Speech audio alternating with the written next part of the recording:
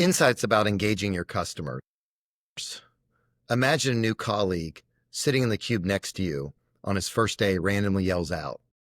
Confused, you start filling in the gaps with ideas like, he's angry, maybe at this, or he doesn't like his job. But after a month, you know it's Friday, and he's just following the Reds play. This is what can happen to your insight without engaging in iterative learning. We might fill in a wrong assumption, or worse, start guessing the meaningful insight. Here are 4 ways we avoid that to create great insight and great innovation. Okay, a quick disclaimer. While I use AI like a convertible in Cincinnati in the summer almost every day, it's not sufficient to get great insight to fuel winning innovation. Differentiated innovation starts with great insight, and that's where we begin. Great insight starts with following these principles. This comes from our own road-tested process we call Fusion Innovation Sprints. I'll share what is working for us and give you client examples as we go. So these key principles start with number 1, recruit consumers with vested interest in the problem. And so we have a process we go through and do that.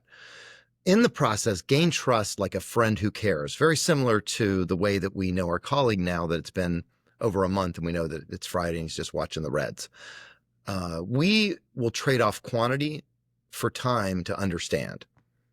So we're willing to deal with less customers or consumers to listen to, but we really want to get more in depth and a clear clarity and iteration with them. We believe it also must include live work like observation. It's not sufficient to just do asynchronous or like board work where you ask someone to send in their problems. And then we, of course, use multiple methods and sprints. We use 4 types of insight. I'll explain examples of these next. So the first one, unresolved, goes like this. I want X, but there's something unresolved. And that's what you'll be listening for. The other is dissatisfaction. It's a spark moment. So this is where you're going to hear this with emotion or conviction. That's what you're listening for. And then the third we call tension. These are observations you see, which is better than, of course, like I was talking earlier on the discussion board, they share it. So because sometimes consumer may not even understand some of the problems that they have. And the last is opportunity, which is like this. It's a vision of the future, like what if this was possible, etc. So Steakum's a great brand that's been around for over 50 years and sold billions of dollars. However, it's an older brand with a problem of staying relevant.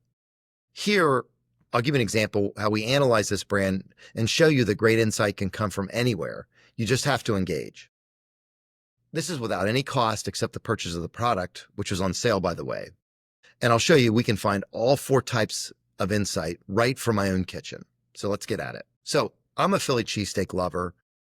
I'm willing to get a fresh product, and better yet, I can cook it for lunch during that period in just 2 minutes. So wow, I'm in. And here you go. Here's the proposition. Easy to prepare, ready in just 2 minutes. So let's go. All right, I'm in my kitchen. I have my Steakum on the left. You can see what it looks like, the slices of steak. I'm ready. On the right here, I have all the tools I need in my kitchen. I'm going to start grilling my green peppers, the peppers and onions. Of course, Philly cheesesteak connoisseur, so I'm going to add the mushrooms next. Not quite there, so they all kind of cook great. And then I add my Steakum, which is awesome, to start cooking. And yeah, in 2 minutes, the Steakum was done. However, if you look at my clock, it's already been 10 minutes. And now I'm going to go to the last step to add my cheese. And then I'll be able to have a great Philly cheesesteak sandwich and be on my way, right? However, like we say, when you're doing innovation, you're going to engage, right? You're going to immerse, you're going to experience. So here's what happened to me. I started to notice these little flakes of raw meat. Okay, so I seen them everywhere. And then I'm like, oh, how am I going to repackage this product? So I started to identify issues and problems along the way. And I thought, okay, so now that's my only issues. Took me a little bit longer, but I'm good, right? I've got my Steakum. It's 15 minutes later, ready to put it on the bun, except for one more issue, cleanup, right? I still had all these things to clean up. So here we go. I found all 4 critical insight in this free 15-minute innovation process. Unresolved. I want a quick hot lunch sandwich, but something fresh and filling. Dissatisfaction. 2 minutes was really 15 minutes plus cleanup. Tension. I didn't realize all the little flakes of raw meat would gross me out. An opportunity. What if I could have all those veggies pre-cooked and it really only took me 2 minutes to make my cheesesteak lunch? Kept me. So we helped Steak-umm through an innovation process really to identify all kinds of new opportunities, new products. And that brand, I think, will be around a long time. You'll see some products coming out here shortly with what we've done with them. Okay, number 2, iteration. Iteration drives depth and clarity to get critical insight. Don't accept surface insight. If you hear insights like these on the left column in your meetings, don't accept them. They're just really a trend or surface insight. Take the idea here like of humanization of pets. Who doesn't know that we want to treat our dog or our pet like humans? So a real insight, a critical insight, has something that we can solve that's unresolved, such as I want my dog to eat what I eat, but I'm not sure what is healthy for my dog. Convenience is another trend or area that we find innovators using as an insight, but it's not. That's really an area. The insight or the problem would be more like, I don't mind the time it takes to cook, but I don't want complexity or time in the prep or in the cleanup after, like I found cooking my Philly cheesesteak. So a typical innovation process probably looks very similar to our Valen Fusion innovation process. Early stage exploration, agile market learning, where you develop a concept, you develop a product, and you go to market, right? Something we see a lot with innovation teams is what I call left to right inertia, where the goal, it seems, is to get as fast as possible from the first stage to the next and ready to launch a product. Wait, though. Don't rush the process. Keep refining and shaping innovation to find the differentiated winner. This is where the decisions slow down to move fast are paramount to winning innovation, especially in the early stages, until there's clarity of how to win. Then the game becomes ensuring the concept doesn't get watered down or complex as it loses its winning edge. So iteration looks more like this. You jump from early stage to agile market learning, developing product, and then you go, well, the product's not quite right, so you iterate back to learning, and that's just kind of more how it looks. So you're not in this straight line. So a couple quick examples I'll explain to you, and then I'll give you a little bit further case with a little bit more depth. But like with Coke, when we work with Coke, it was about agile flavor testing to identify the mind space and experience. So we were just working with them with flavors, kind of where it would fit in the mind space to identify new opportunity areas. Totally about experience and R&D formulation and development. With DuckDuckGo, the privacy browser company, we held learning sprints mixing qual and quant and then concept development to create their Privacy Pro bundle, which is actually DuckDuckGo's first paid product that you can buy, called Privacy Pro, for $9.99 a month. All right. Number 3, journeys. Only edge your rivals can't copy is an architected customer journey that compounds value and differentiation across moments. At Valen, we're always journey mapping. Journey maps are about starting from the time they become aware to the time they're ready to purchase and repurchase. They are fantastic because they inform high points and low points in the customer's experience with your product and service. This is where strategy comes in as well. You go back through the journey, you find insight that you want to iterate on. Remember our 4 types: unresolved, dissatisfaction, tension, and opportunity, and then design supporting activities that resolve it. Journey mapping is looking at the whole system and figuring out where we can win. We are always putting things in a journey map so we can understand it. And it looks like this. So let's talk about it in real life. Here's an example of our Fusion sprint iterations. So sprint 1, for us, this is working with a company that was looking at fresh dog food. So we were just trying to figure out, it's early stage. Most of the market was going to be people who had not bought because it's still an early stage product. And this is essentially the refrigerated food that you buy and you put in the refrigerator or freeze it. So we identified 10 to 20% of the owners might consider fresh dog food.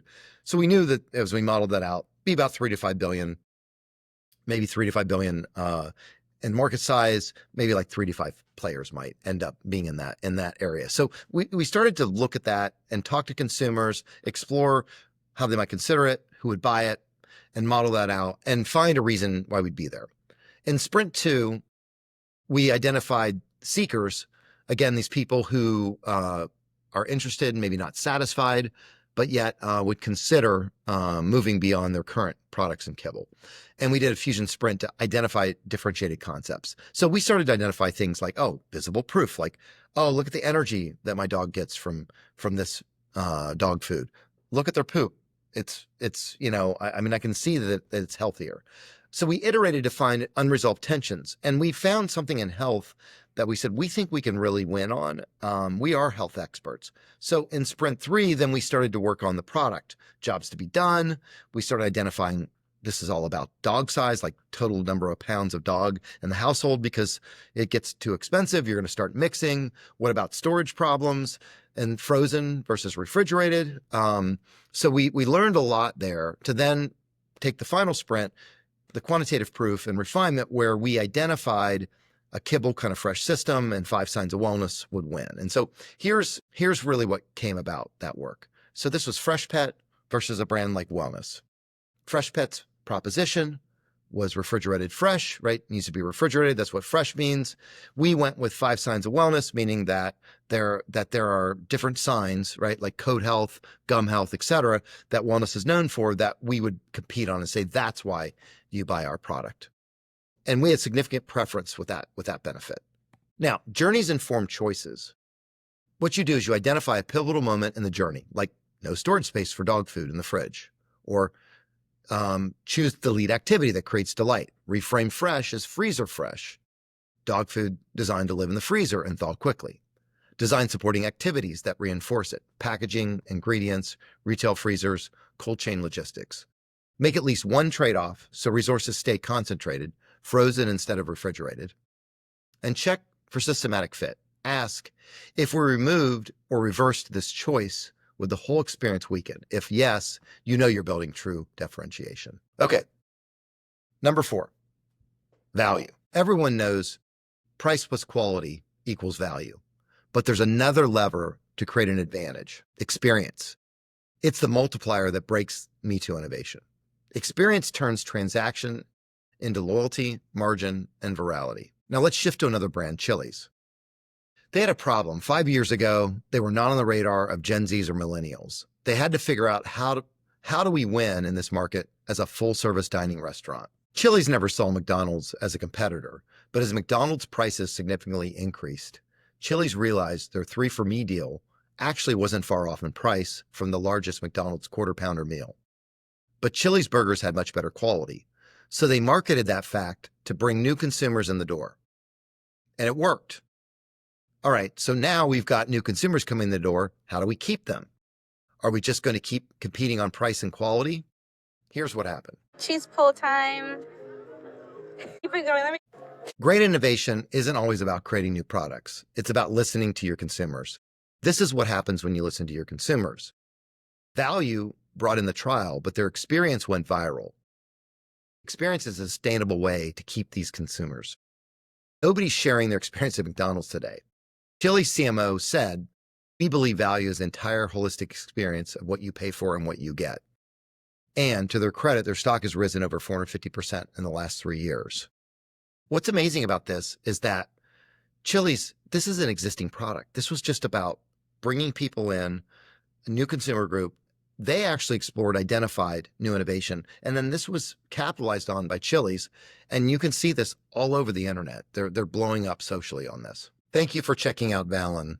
Please sign up to learn more about our strategy, innovation, and brand licensing work. And please reach out if you want to talk about delivering great innovation. Thanks.